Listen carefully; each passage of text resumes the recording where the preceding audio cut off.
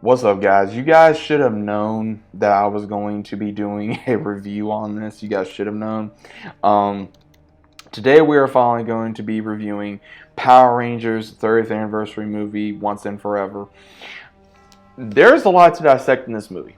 I will say, first off, if you have not seen it, go check it out because I do not want to spoil anything, but I will because, again, I want to do a review on this. So, I think overall, this movie it was good. There is a few nitpicks I do have on there. Obviously, if you pay attention. But I will say this film made me feel like a little boy again. It made me feel like, I was running home. Literally, I felt like I was coming home from work just so I could watch this. I did watch Mandalorian and a few other things, but I really wanted to watch this. And I was so happy to finally be able to watch this. And the whole story about this is obviously, yes, Rita does come back. How she comes back is Billy, along with Alpha 8, is trying to find uh, spectacles, I guess you would say, in the Morphin grid to try to bring back Zordon. Somehow bring back Zordon, and something evil comes through, takes over Alpha 8, which is Rita's, I would say, spirit, takes over, gets the new body, and then as soon as that happens, that's when she attacks the Rangers. Everyone comes back to help, and then when this happens, she kills Trini in the process. They have to tell her daughter about, who they are, how her mother died, and she's been training for a year ever since. Rita does return on the anniversary of her death, and she starts to fight the Rangers once again, and then we see Jason, Kimberly, and Tommy. Again, none of the actors, and unfortunately, yes, we all know, if you guys know, there was some issues with JDF trying to film this because there was a lot of things going on with Hasbro and among other things, so I'm not going to get into that, but he was not in here. Neither was Amy Jo or Jason. Of course, Austin St. John. There was a clip of them at the very end of the film, which I'm going to get into. But I will say that they get captured by Rita, by one of her other monsters. And you will see later on in the film that there are other Rangers that do get abducted by Rita because she wants to go back in time and stop Zordon from making them Rangers. And what's really cool about this is that the way that they go throughout the entirety of the film is trying to fight off these monsters because they are able to track them while they are still morphed, and at the same time trying to fight off and still be able to save people at the same time.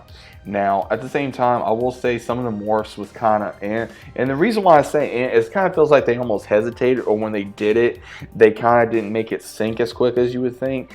That's just, I would say, I don't really blame the actors. I blame more of the, the ones putting it together. So I really don't blame them on that. We did get to see Aisha. We got to saw Adam real quick for a couple scenes.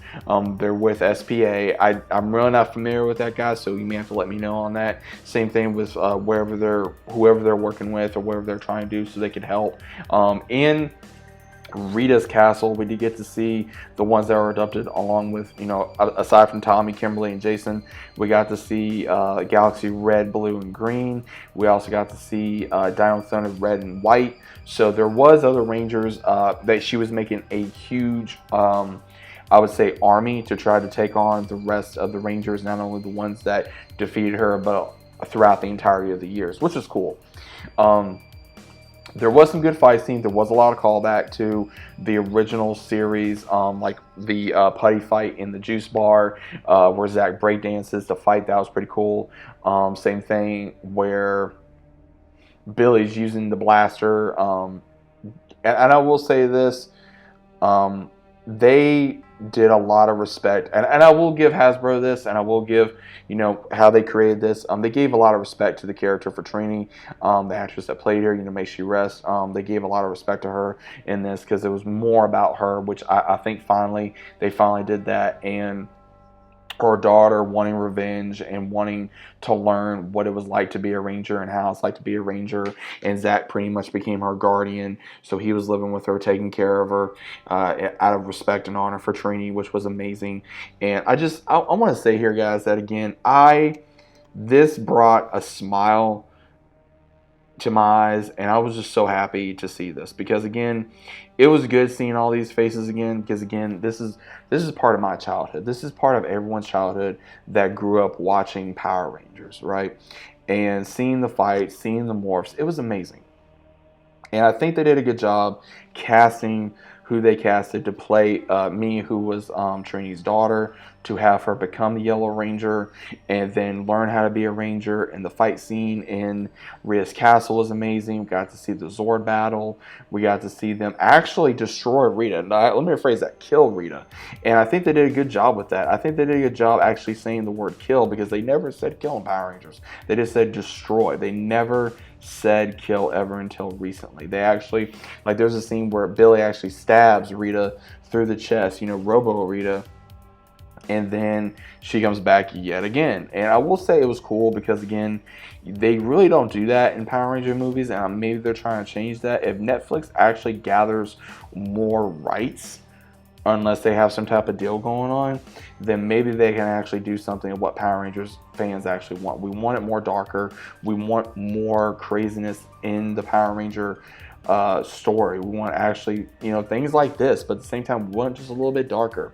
I would have loved to see, Amy Jo. I would love to see Austin St. John. I would love to see JDF in this. But again, with a lot of things that goes on behind the scenes with the companies and goes on with everything, I can understand the reasons why.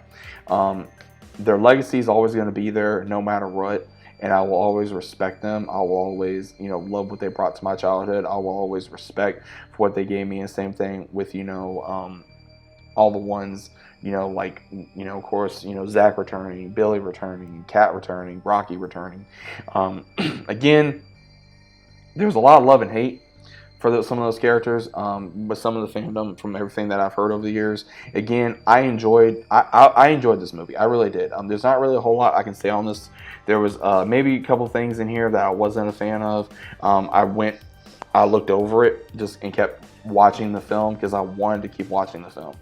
And I don't regret it. I liked how they show how Cassie's, pretty much a mom, how, her and Tommy have a son, and how, of course, we all know this. Same thing with Rocky becoming a firefighter, and I believe Zach, I can't remember, I think it's a congressman. And same thing with Billy having his own company, and the command centers running out of the company. So again, there's a lot about the movie that I really enjoyed. I'm going to have to get more familiar with the other Ranger teams, and also what else is going on in the Ranger or the Power Ranger universe before this movie, and seeing what else is going on. But overall, guys, I am looking forward to this. I am looking forward to seeing what else is there within the Power Ranger universe. But what do you guys think about this film? Like I said, I did like it. There's a couple tidbits that was kind of like I did kind of critique on. I can't help that, but overall, I think the movie was very enjoyable. I think that if you're a true Power Ranger fan, you will enjoy this.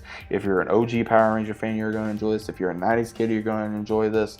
And at the very end, before I forget, they had where Amy Jo sang the song Back in the Day, and it showed them all together, and we got a very good, Once a Ranger, Always a Ranger tribute to, of course, JDF and the one that played Trini. So may they both rest. You will be forever missed.